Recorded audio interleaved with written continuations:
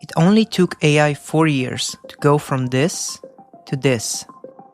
4 years in which machines had to learn how to paint, code, draw, create entire new realities. But what's even more surprising is that it only took a couple of months for people to get completely bored of it. Here's another example. It took many decades from the 1950s until 2022 to get ChatGPT free. It's called ChatGPT from the firm OpenAI. Oh my god, this is kind of scary. Like, I feel like this thing knows everything. When ChatGPT 3 came out, it was called revolutionary and something that is going to change the way we see intelligence altogether. 1 year later, OpenAI releases ChatGPT 4. While ChatGPT 3 had 175 billion parameters, ChatGPT 4 had 1.8 trillion parameters. It was a much smarter, much more sophisticated model than ChatGPT 3. But when ChatGPT 4 came out, people just called it clunky and slower and dumber than they expected. AI is moving faster than any technology we've experienced. But this video is about something I believe is moving even faster than that, which is human behavior. And look, I know there's a good argument out there that there are still millions of people who don't even know what ChatGPT is, or people who think that AI only revolves around copying and pasting. But that doesn't cover the whole truth. I believe that for the people who have been introduced to AI, there is a massive change happening beneath the surface. Okay, so I've done a lot of research and I listened to a lot of smart people discussing this, and I've just put this video together to discuss what I think are the 3 main behavioral shifts that are happening right now with people. And this video serves just as a quick summary, so you don't have to do all that research yourself. Chapter 1. AI is the new spam. AI Slop is basically the newest iteration of spam. Their business model is spam. Let's go back to 1978. A marketing director called Gary Turk sends 400 unsolicited messages to ARPANET users regarding a new product. The reaction to this campaign is overwhelmingly negative. There's a lot of complaints and everybody tells Gary not to do it again. Despite the complaints, Gary claims this tactic has made him $14 million in sales. This is historically credited as the first instance of spam. Spam always relies on deception in some way or form. It fakes the impression that real human effort was put into communicating with you, when in reality the exact same message is being blasted to millions of people. The moment we realize it, it loses all its charm and it becomes extremely ineffective. By the 2000s, a positive reply to a spam campaign would sit somewhere at around 0.00036 conversion rate. As time went on, spam turned from an annoyance to something that could be persecuted in a court of law. Governments had to step in and crack down on spam tactics. Now, let's get back to AI. We're in 2026. AI video and image generation promises to enter the creator's economy, but without any of the effort of actual production. It's presented as a shortcut or a cheat code to achieve this without any need for knowledge or creativity. Realistic. You're going to find, boom, just rendered. And right off the bat, AI slop is saturating the internet, and things are becoming dramatic pretty quickly. Before this, creating something required many hours of production, editing, and being vulnerable in front of a camera. What is interesting is that it took us 15 years from 1978 to coin and adapt the term spam, but it took us less than a year to deem all AI content as slop. It's almost as if we built a generational resistance to it. And like, you literally click on anything, and it's like, this is so obviously AI, and it's so frustrating. I want actual images. I like this conversation with Drew Harwell, who discusses the difference between dumb content and AI slop. Dumb content can be silly or lazy, but it's still made for other humans. AI slop seems to be made entirely for social media algorithms. Dumb TV every night. But the thing about like slop is just, like you said, it's kind of like mass produced for the only real aim of it is to like satisfy the algorithm and Means almost, right? Like it's like made for the algorithm's desires and to sort of perform well online. AI video and image generation tools have been on the market only for a couple of years, but instead of taking decades for it to catch on, people, in a matter of months, have already labeled it, bashed it, and dismissed it as another form of spam. I really doubt any of these genres are the future because they are made stale so quickly. And the slop creators I talked to were the first people to say that. They were like, we are going to make ourselves obsolete almost immediately. I really like this article by Raptive. It talks about the fact that, of course, people dislike and dismiss a piece of content if they think it's AI generated. But here's the problem. It doesn't even matter if it was generated by AI or not. Actually then stop believing in real things that actually did happen, and they kind of discount a true story. Here's a couple more people discussing this topic. The internet will be saved through the complete AI-assisted enshittification and self-emulation of itself. Platforms wasn't just to maximize engagement for profit. I feel like we wouldn't have the slop problem that we have today. Entry level. The more that people learn about it, the more likely they would be to use or integrate it with their lives. The fact that people distrust AI the more they learn. I believe AI has made us extremely hesitant to trust any media. The baseline standard has skyrocketed. We're now in a situation where real artists and people need to put in a lot of effort just to convince others they're indeed human. Plotska's art is made by humans, for humans, and it will remain that way. Moments that looked unreal, but they were happening right in front of me. And within hours, the AI accusations were flooding the comments.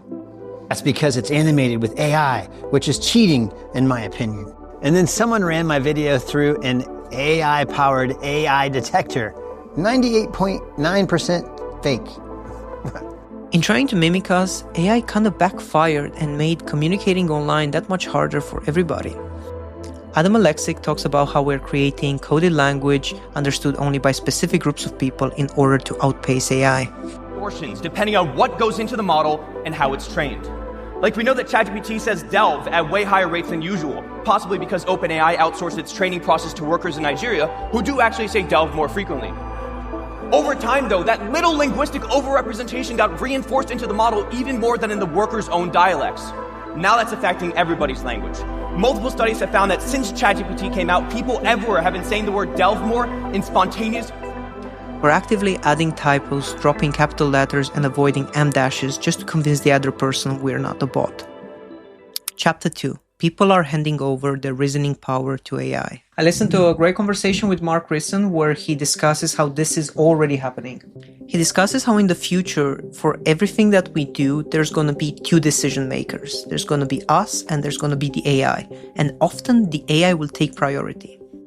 And I know that it sounds like scary science fiction, but this is something that is already happening. Think a little bit about any interaction you have with AI chatbots, be it ChatGPT, Claude, Gemini. AI is our assistant, our review aggregator, our life coach, our therapist. We are actively relinquishing a lot of the decision-making power to the AI, and we trust it to give us good advice. Whenever we need to make a decision, we don't want to spend a lot of long hours reading 100 reviews trying to think what would be the best decision. We want the AI to go out there, search all the information available, and come back to us with what is the right option. Trust in AI is going up. They are often the decision maker, and not just small things. Especially younger people are turning to AI. What kind of car should I buy? What college should I go to? What city should I move to? Who should I marry? You have to start thinking about how AI is becoming the decision maker. There's a current trend with websites, emails, product pages not being designed for humans anymore, but just being formatted for AI crawlers to ingest all the data so they can come back to us with what is the best option. AI doesn't really care about being entertained. It doesn't care about a great joke or an amazing personality. It just wants data. Data in and data out. It never gets bored. It never gets tired. It just wants the data. It just wants the details. Endless details. And the way I'm handling it, and I'm not saying that this is for everybody, but I think it's two audiences. AI is the customer, and that customer has a different expectation. AI's goal is to optimize by filtering anything that is emotional or not measurable as pure noise. And although this sounds extremely scary, there is a silver lining. People are not purely logical creatures. And Mark talks about this in an example where he let the AI organize a trip to Paris for him.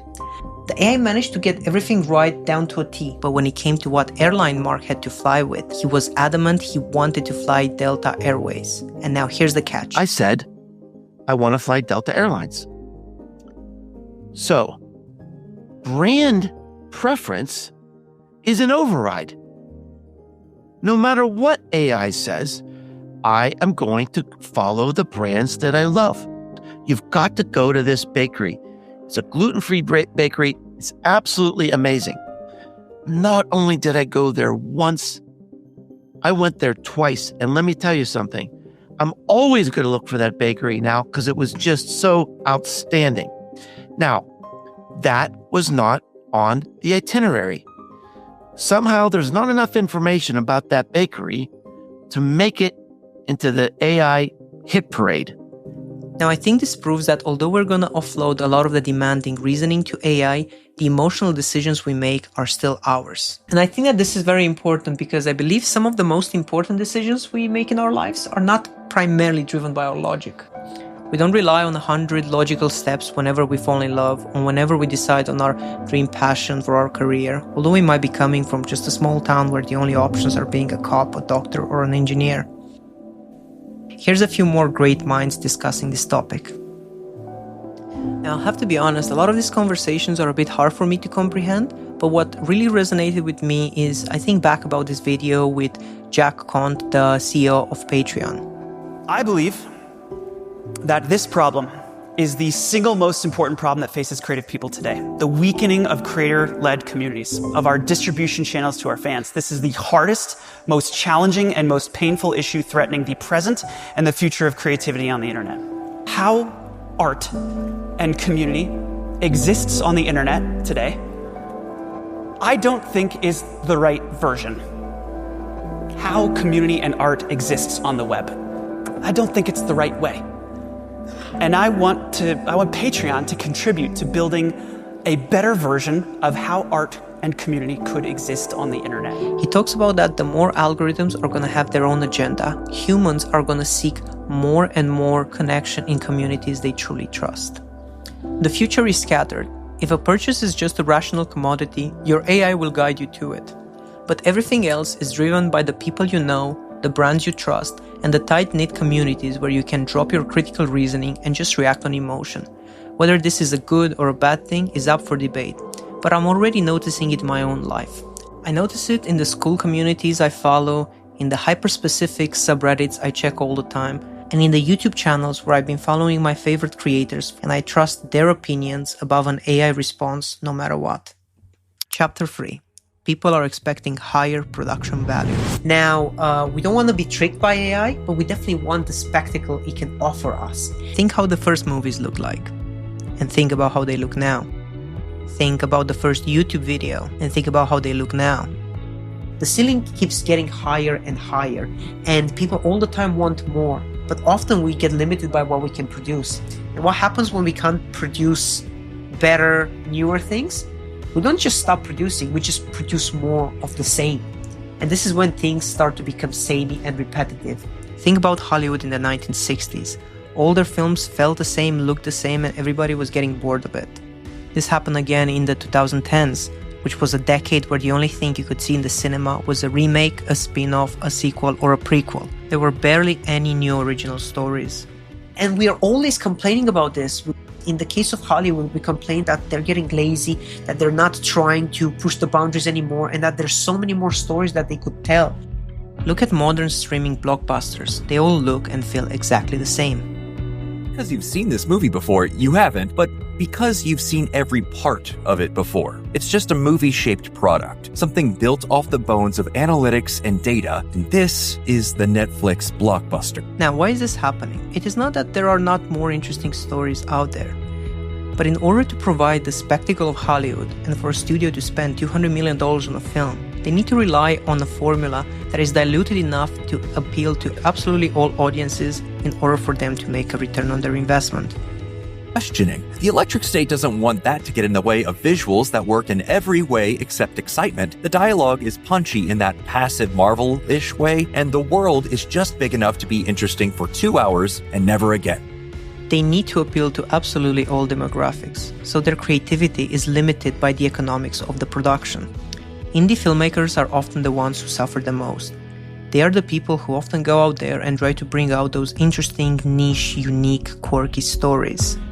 There's also this interview by Sean Baker, who won an Oscar, and even he talks about that in order for him to keep bringing on the kind of stories he's interested in, it's pretty much economically impossible. this moment to speak about the current state of indie film. I'm left with, it's just simply not enough to get by on in today's world. Especially if one wrapping up, the system has to change because this is simply unsustainable. We are creating product that creates jobs and revenue for the entire industry. We shouldn't be barely getting by.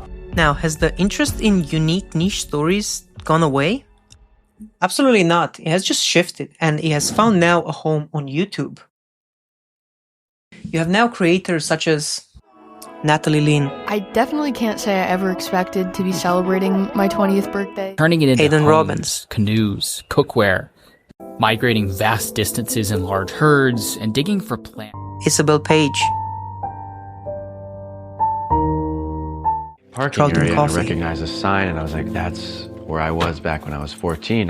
Gox, months just, how am I gonna 2 weeks to learn ceramics. Sounds impossible. Shut up.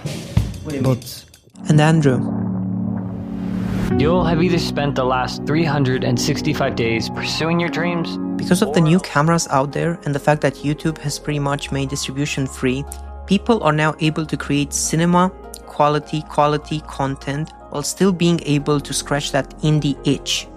And all this ecosystem is financially sustainable. Now, this is where I think the AI revolution is getting interesting, because all these new tools have emerged on the scene and they have promised that anybody will be able to create Hollywood blockbuster quality content from the comfort of their own bedroom with tools such as Sora, VO3, Runaway, Higgs fields.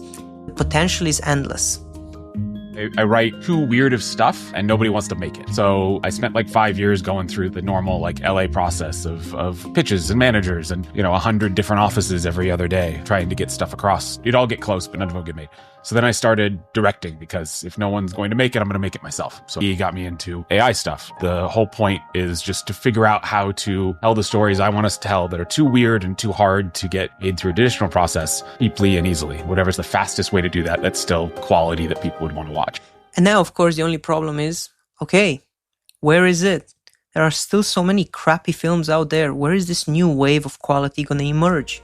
Now, I believe people are not only hoping for, but they're expecting a creative renaissance where niche, obscure, B-movie plot lines are being told with the spectacle and visuals of blockbuster films, where the cost of creating beautiful visuals is dropping next to zero, and the only limitation in our creativity is the originality and the uniqueness of the stories we tell. And it seems that everyone is advising us to step into this direction. Make your own industry. Doesn't have to be at the Odeon. But no more. That's all different. That's another ancient world. Well, I think there will be an art form, a movie art form, which is kind of like techno music, which is just completely digital. You make a new art. Take what's available, push it, because it's going to go there. You could do anything. I strongly believe that we're moving to a place where this is not even the goal, but it's going to be the baseline. And now I believe that this is going to be a very difficult change for a lot of people, as expectations are going to increase massively and people will need to step up their game very quickly. It's like so annoying. There's just so much interpretation with prompting. It's random. On the other side of the spectrum, as the internet floods everything with perfect, synthetic, infinite content, a profound shift is going to happen in what we expect out of content at a more fundamental level. We're craving the present moment, the one thing AI cannot generate: reality. Even Sam Altman, the CEO of OpenAI, has said that in the future there's going to be a massive premium put on real, in-person experiences and activities. 1 million people do, or 50 million people do. The broad category of new kinds of art, entertainment, sort of more like human-to-human connection. I don't know what that job title is going to be, but I think, and I don't know if this, we get there in 5 years, but I think there's going to be a premium on, human, in-person, fantastic experiences. I don't know what we'll call that, but I can see that being, a very huge category. And the data is proving this right. We're currently seeing a historic boom in live events, concerts, and face-to-face gatherings. And now I believe that there is going to be an even bigger push to bring people back together because of everything with AI. When the live streamers came out, it was like the entire auditorium or stadium or arena erupted. This is why I'm telling you, showing my cards, I'm going to be doing more live streams. And the internet will always move towards truth. If the internet becomes a synthetic, crowded, and somewhat dead space, real life becomes the ultimate luxury once again. I really like this article that talks about the fact that people now want to see and sell the sweat, not just the final product. We want to see the full process, the errors, the mistakes, the vulnerabilities, all the effort that went into creating something, not just the final product. The product and the process become the experience. And this is what people want now. We want the life experience because we feel is the last truly trusted space we have left. Don't get me wrong, I could be completely off base here. In a few years, AI might just evolve so incredibly fast that it outsmarts us at a pace at which we cannot even comprehend. This is completely possible. But for the time being, human behavior is shifting fast. So between us and the AI, we might call it a tie. We are adapting, we are raising our standards, we are seeking out trusted brands, and we're placing a premium on real-life experiences. Okay, so those are my opinions based on all the late-night research. I hope that you find this useful, and if you're curious about any of the references discussed, you can find articles to everything in the description below. Hope you find this helpful, and until next time, take care.